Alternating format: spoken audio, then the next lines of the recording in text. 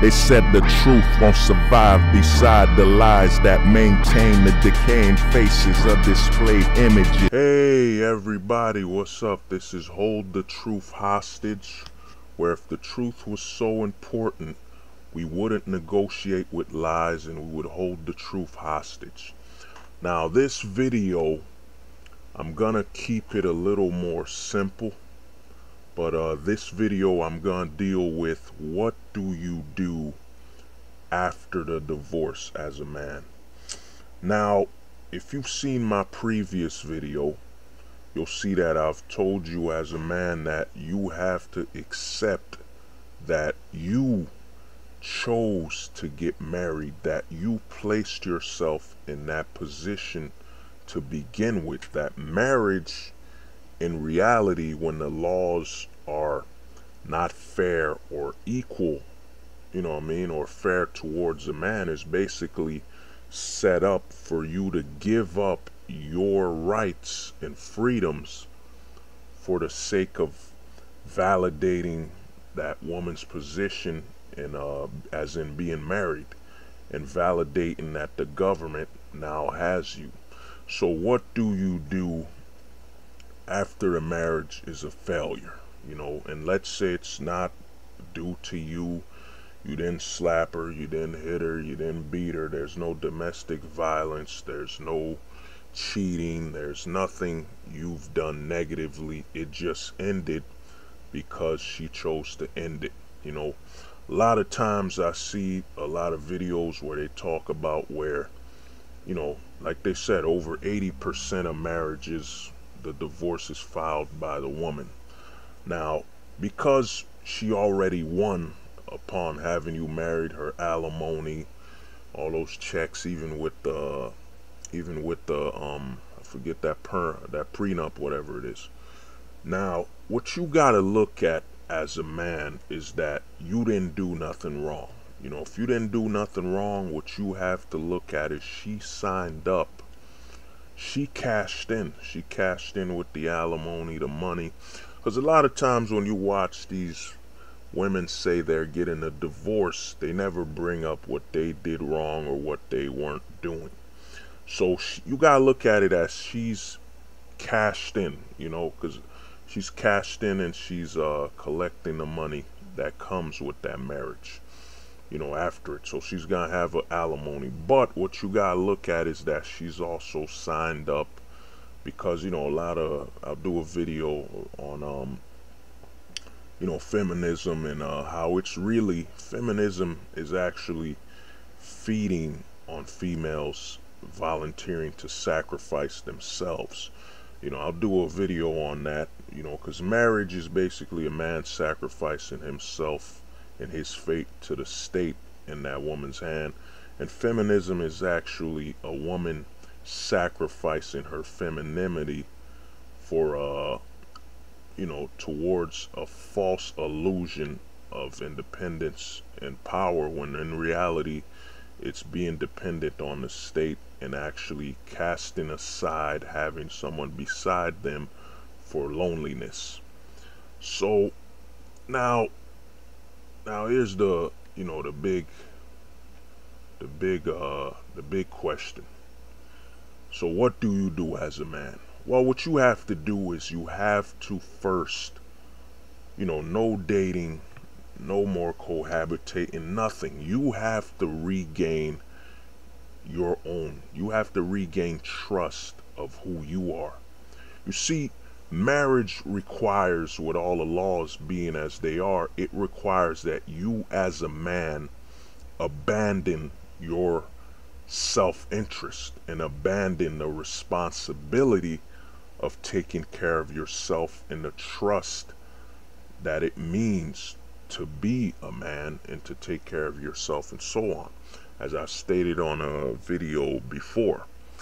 Now what you have to do is you have to dedicate a year to regaining, I'd say about a year to 6 months to a year, to regain trust within yourself.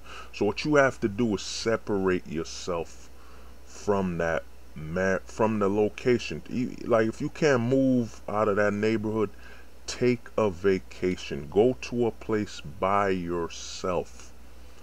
Go to a place you've never been with your ex-wife, and actually take vacations where you're trying to regain trust from yourself. Because the thing is this, I tell on my last video, a lot of men, the way the marriage system is set up, it's set up for men to volunteer to sacrifice themselves to the state.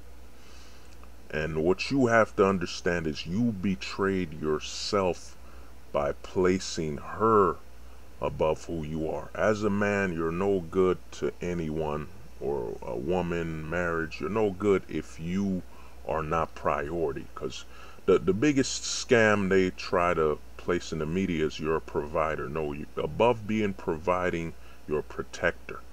What's the point of providing something if you can't protect it? So what you have to understand is that you need to take a vacation to regain trust of yourself. That you have to prove within a year that you can trust who you are. That you will not place yourself in a position where you sacrifice yourself for the betterment of someone else's ego or entitlement. And you have to also remove the most dangerous thing. A lot of red pill and MGTOW channels talk about female entitlement. In reality, male entitlement and the illusion of men is far more dangerous than the female entitlement. And there, I forget the word right now. Forget the word, but I don't have the word right now. But basically, it's this, man. You as a man, your main illusion is right here in your mind. You see, women have to wear makeup, buy clothes to look a way they want to look, or hide how they want to look. But you, as a man, the biggest danger you have is your mind. Because a man, and this is why I think the whole manosphere, is so in tune with the Matrix. Because the Matrix is all about a trip in the mind. And that's the biggest illusion that we men suffer from, is that we can dedicate our whole life to what we perceive mentally we deserve and desire, and ignore reality. You see, women have to wear makeup to live outside of reality. They have to wear material clothing, physical material. But we just have to wear a mental, we have to be dedicated to a mental goal, and we'll ignore everything. So what you have to do after the divorce, she's getting alimony from you and so on. Now, I'm not talking about if you have kids, as I stated on another video, if your children are not 100% yours, they're not 100% in your life, they're not your children anymore. You're basically a stepdad by blood. As in, the government's the real father and she's the one in charge. If you can't have your children in your life 100%, then they're no longer your children. You know what I mean? You're better off. Your children are better off when they call you, just tell them the honest truth. This is why I'm not in your life. Your mom put me on child support. She broke up the family because she didn't feel some type of way. But you have to understand that the false pretense of marriage is that, you're gonna be together, till death do you part, whatever. You know what I'm saying? Which is a lie. Till death do you part. Marriage, a lot of guys like to talk about, marriage is too predictable and so on. But that's what it's supposed to be. A man doesn't like to live in chaos and unpredictability. We like to be in routine. We like to be able to predict what's gonna happen so we can plan for it. That's why if you marry someone for lust and love and all that stuff, it's bound to be destroyed, because that whole relationship is built on maintaining that high level of love or lust. And you got to be honest, you can't feel the same way for someone all the time. You can't be so deeply in love with you, I would burst if you left. You can't be that way all day, you know. And a true relationship is about establishing routine. Routine is built on respect, trust. You know, for example, your wife cooks for you, you don't ask no questions. You don't even need to see how she prepared it, you just eat it. So if you can't have a relationship built on a routine and trust, there's no point. And with the way the laws are built, it's all built on validating her feelings. You see, before the whole no fault divorce was passed, and you know, there was stronger marriages because they were guided by the reliance, the protection, and stability of that man, where we're no longer in that. So let's get back to it while I have a little time. What you have to do as a man is take a vacation to rebuild trust of yourself. You have to prove to yourself when the divorce starts, no more cohabitating. You never go meet any woman anywhere, her house or nothing. You have to give yourself the opportunity to forgive and rebuild trust within yourself.